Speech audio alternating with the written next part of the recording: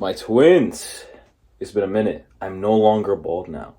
And I'm using this do-rag because I don't want to comb my hair right now. This sheep ass hair. Guys, you ever get tired of seeing those videos? Probably not as popular as there is now because everybody and their mama is a calisthenics expert now. Because it's like, back in the day when I started calisthenics about 7 or 8 years ago, none of this information was like as high quality as it is now. It's like now we know how to get a one pull up, muscle up, all that BS. But there is still a good amount of people that post videos with the title saying, or the thumbnail being like, if you can do 10 pull-ups, that means you can muscle up. If you've done calisthenics before, you would know that is complete malarkey. That is some balagna. That is some hootin' and hollering yap nothing burger. Now, if you're new to calisthenics and you can do more than 10 pull-ups and you're just like, man, why can't I muscle up those? Because they're lying to you. Easy way to do things that are hard is always fake. In the calisthenics, I'm doing that thing where I pause and I gotta stop that shit.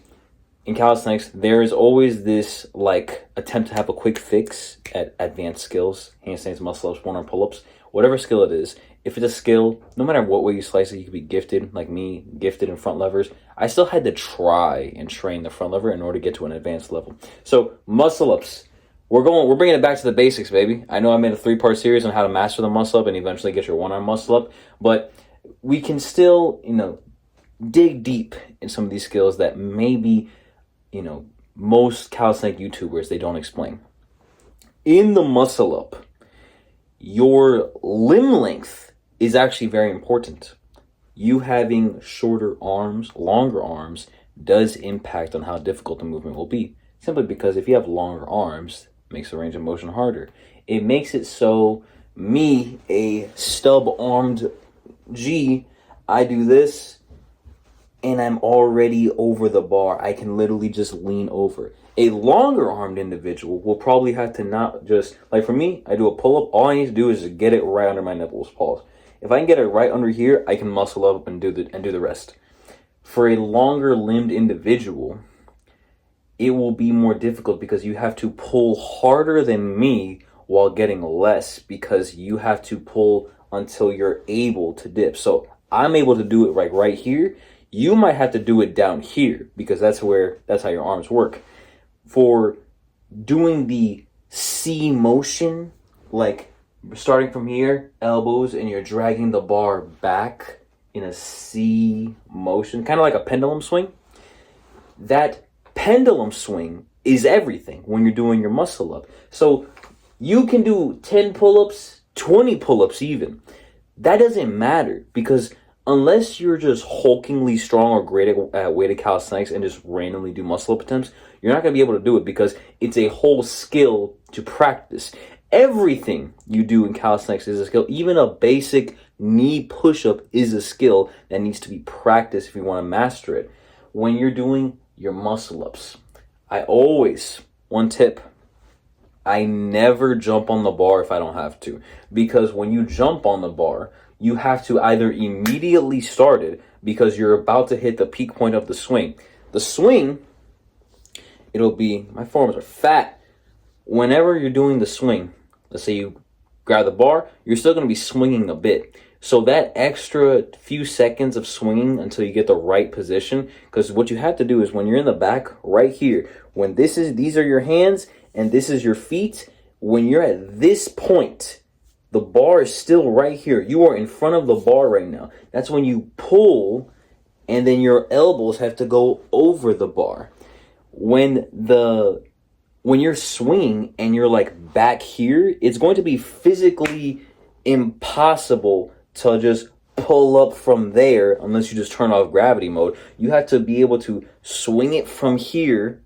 This is the bar. Swing it from here, then lurch over and push on it. I hope that makes sense with that analogy. But when you're also doing your muscle up, this one guy, he made a good analogy. Like, I swear to God, it's crazy. When I was 15 or 16, I saw this guy doing muscle ups at the park, and that's the one guy that motivated me to just like, oh my God, it's real. It's like when you see so many skills and you're just like, you only see them on social media when you see it in real life, it breaks the limits in your mind on what's possible. So I saw him doing muscle ups, and I was like, oh my God, it's real.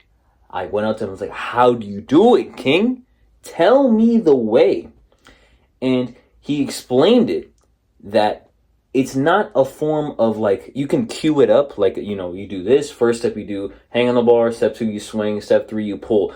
This guy literally explained it like almost smooth brain crayon eating, marine level explaining. He's like, treat it as if you're closing the hood of a car. Just pow, just bam. And just like that, that's kind of what started my idea of just like, okay, you don't got to complicate the training for real, for real. Of course, I complicated it over the years, but still, that right there, that simple analogy of just freaking pull that thing down into the earth. People think I'm pulling myself up. No, I'm actually moving the earth and dragging it down through willpower alone. That's kind of like the extreme hyperbolic idea you want to have with this thing, especially when a muscle up. A muscle up is not meant to be controlled or beautiful. Or, I mean, that's more subjective, but it's just like, it has to have an explosive element.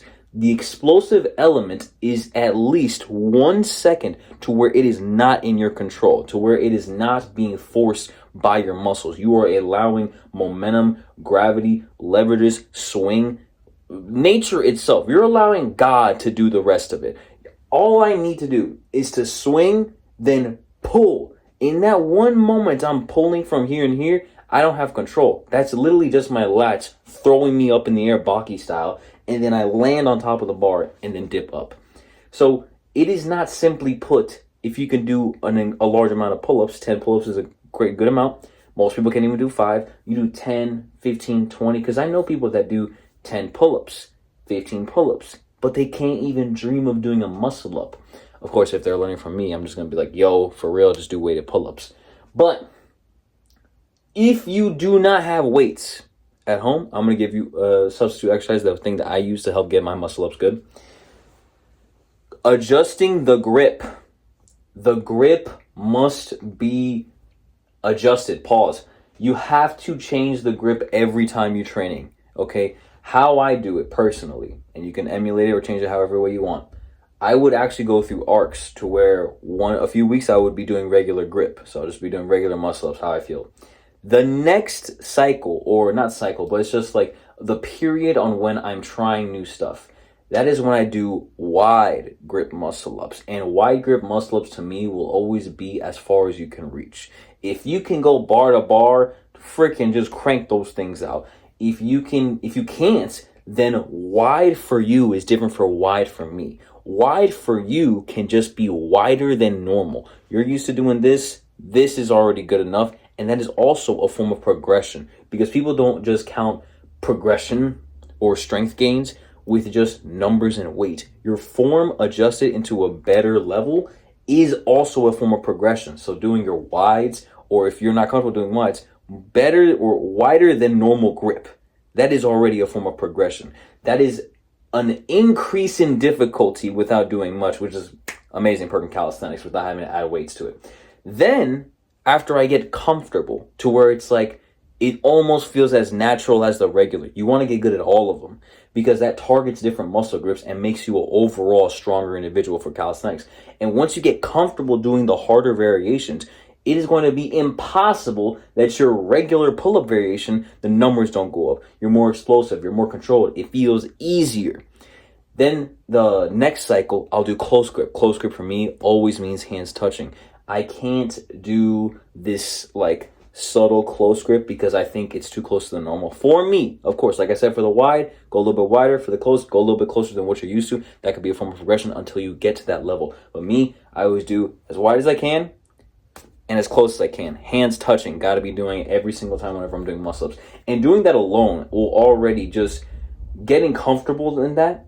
Your strength gains, your back, your arms, everything is going to peak, because now people will do pull-ups like this. You're focused on one side of the forearm. If you do close grip, then it's going to focus on another part of the forearm. Get more on your biceps. Get more of your lats. All of those different exercises and all those strength gains can be achieved without even having to leave your room. Just doing pull-ups on a regular pull-up bar and getting stronger at those movements to where it feels fluid, to where, okay, I can pull not just to my chin, I can pull to my chest, I can pull under my nipples, I can pull to my belly button. That is really all you need if you really want to get strong in muscle-ups and if you don't have many resources. I have a gym, but still I can enjoy going to, let's say, a gymnastics gym, or just having a pull-up bar, or going to the park where I have, very little resources, but I have my mind able to create more creative workouts and stuff that still gives my body the stimulus that needs at almost 8 years of working out. Because after a certain point in time, like, man, it freaking sucks being a vet, almost a veteran status in calisthenics, just because I can't just look at a bar and get stronger anymore. I gotta freaking think mega gay, and then I gotta freaking but I gotta do it. I gotta do more for less. It's like overtime. It's like, I'll still do it anyways though. But yeah, I hope that video makes sense. Hope it helped. I will be dropping another video on why you should be training for the one arm in everything in calisthenics.